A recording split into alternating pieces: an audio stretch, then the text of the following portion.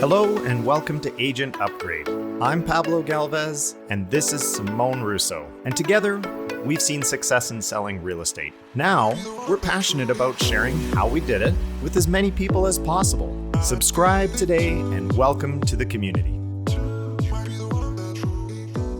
So back to getting out of a funk, right? Yeah. So we've got the determination. So you've acknowledged that you see that you're in it. Mm-hmm. Then you create your vision board or your dream board. Mm-hmm. Then you can create your schedule that will align or connect with your vision. And then it's a matter of accountability. Building in accountability partners, right? And surrounding yourself with people who are going to support your transition back to where you want to be. And where do you get accountability partners from? Anywhere you can. Like these are like on the street or no, mastermind groups. We're part of a mastermind group. There's lots of accountability there. Talk to other realtors, get involved in other things and say, look, I'm looking for accountability. Talk to a best friend, anybody who will support you. If you say to someone, here's what I'm looking to do. I'm looking to wake up at 5 and I'm going to go to the gym every day and I'm going to do this and this and this. And I'm going to, get on the phones at 9 o'clock every day and I'm going to follow up. And if they look at you and say, you're crazy, what are you thinking? That's not somebody who you want doing accountability for you, right? No. So it's making a request of people to have them hold you accountable. And preferably people who are aligned with your goals. Exactly. And are doing something similar. Yeah. Okay. Good. So you've got the accountability in place. And then like I was going to say, it was like just massive action. You've got the plan in front of you. And this is where people get stuck often, right? So you've got it all, you've done all the work to get it all sorted out and figured out, and you've got the plan. And then now you need to execute every single day. Mm-hmm. And again, this is another place where you don't have to hit it out of the park every single day. Right. But if you're accomplishing 75% every day of what you set out to accomplish, you're going to win in this game. Yeah. There's no doubt that you'll win. So what happens typically is that maybe they do this for a week or they do this for 2 weeks and they're all excited, re-energized, and they're going, and then of course it falls off, right? We all have had that gym scenario where you're all pumped up and you buy the membership and you have the 1 year cutoff because for sure you're doing it this time. and 2 weeks later you're sore and I'm going to take a week off. And then the next thing you know, it's been a year. So what do you do to stay moving forward and stay focused on that? Yeah, so basically just having those accountabilities set up, having the plan. Every day before you go to sleep at night, you want to reevaluate your day and what you actually did and what you didn't do. And then know that every morning is a gift. You get to reset, you get to start at zero, right? And what happened yesterday is done, and then you can move forward. Is there anything else you want to add? I would say having the comfort of knowing that you have a plan. I did a lot of reading about discipline and the importance of discipline, and that the successful people have the discipline of actually doing the things every single day that lead them to the goal. They don't necessarily like doing them any more than someone else, but they do it because they have that discipline and knowledge that, look, this morning, I didn't want to go to the gym. I'm sore from 2 days ago. I did legs and I'm sore. I did not want to go to the gym this morning, but I know that that's part of my plan. That's part of what is going to make me successful.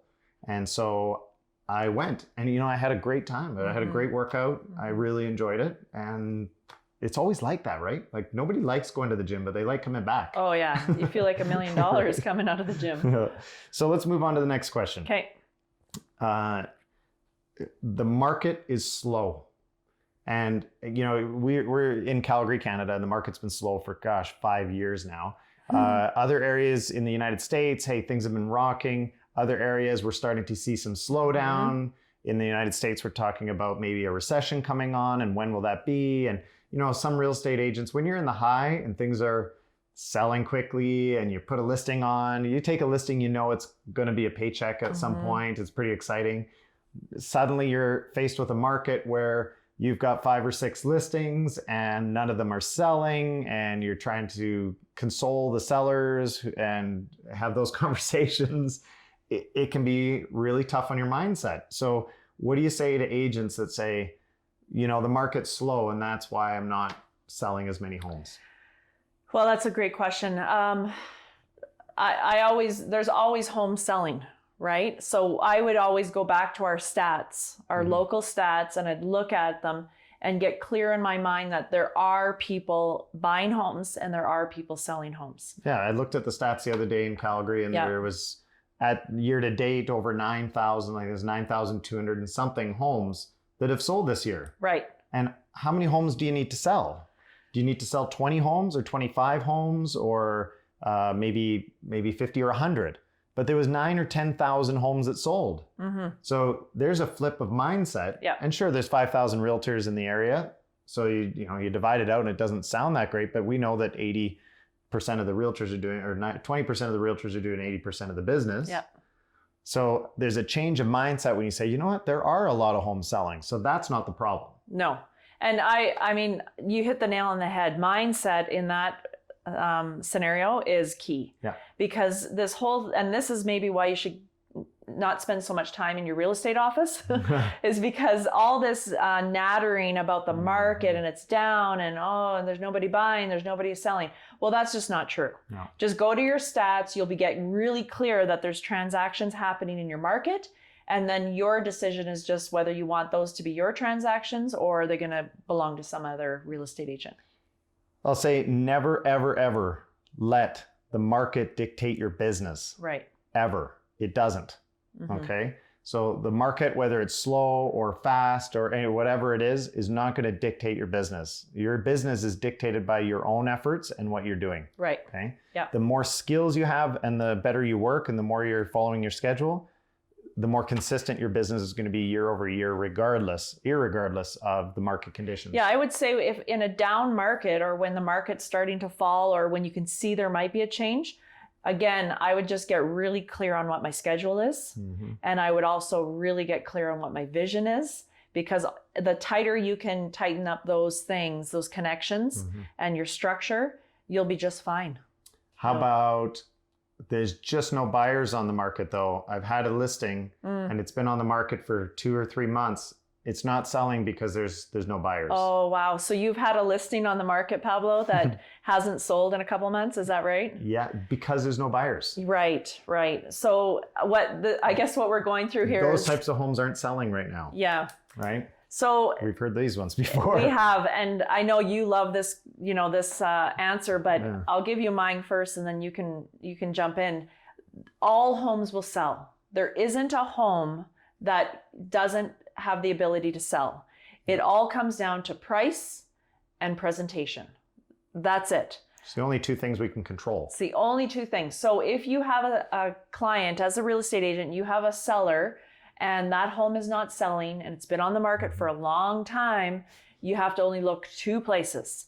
Is it presented well? So is your MLS is the listing Is the correct? Listing look good, right? Photos, do they look decent? Yep. Is it presented well? Do people look at the home online and go, wow, that looks like a nice home? So that should have been taken care of when you first listed the property, sure. Right? So, okay, so the presentation, you take care of that. And just the segue to the presentation is, are you tracking the feedback from the showings throughout the listing? And if everyone's saying, the green paint is throwing my clients off, the green paint, either you're going to have to adjust the price to overcompensate for the green paint or you're going to have to repaint the home. Correct. So you've got the presentation taken care of, or you're monitoring the feedback, right? Making sure there's nothing that pops up that you didn't see at first. Right. And then all you have to deal with is price. Yeah. So if you've got a motivated seller, they want to sell their home, they want to get to Vancouver by the spring, you need to adjust the price. Yeah. And you need to keep adjusting the price until the property sells. That's just the reality of it. But Simone, yep. We're priced below market. Right. Well, it's the lowest price home that's ever sold in that community in the last 800 years. Yeah. So, well, the market has, I appreciate that. And you feel like your house is priced too low. But given the market and given the trends that we're seeing, the prices are continuing to drop. So therefore, we have to make sure that we adjust our price accordingly. One of the things I always do is I ask the agent, I said, well, how much is the price of the listing? They say, well, it's a $800,000 home. Wow, $800,000, that's great. If I were to go into that listing and say you had given up the listing, or I came and took the listing and I was able to get the listing listed at $600,000, would it sell? Oh yeah, multiple offers, it'd be gone. It'd be gone, right? It'd be sold in a day, Right. multiple, because that's ridiculous. That's way, way too low. I say, great. So the price is anywhere between 600,000 and 800,000. You see this? Right. So the goal of the agent, the goal of a strong agent, is to try and get it as close to the unrealistically high price as possible, so it still sells in a reasonable amount of time, but 800 is not the price that it's going to sell at if it's been on the market for a while. And so that whole price reduction system, that whole event that has to happen through the course that you have your listings, those are tough conversations. And there's skills to be developed in price reductions. Yep. And fortunately, we're going to do a module on that. Oh, at a later good. date. Oh, yeah. So learning how to do a price reduction and keep your sellers informed, that's just key in the market. Absolutely. We're going to talk about that.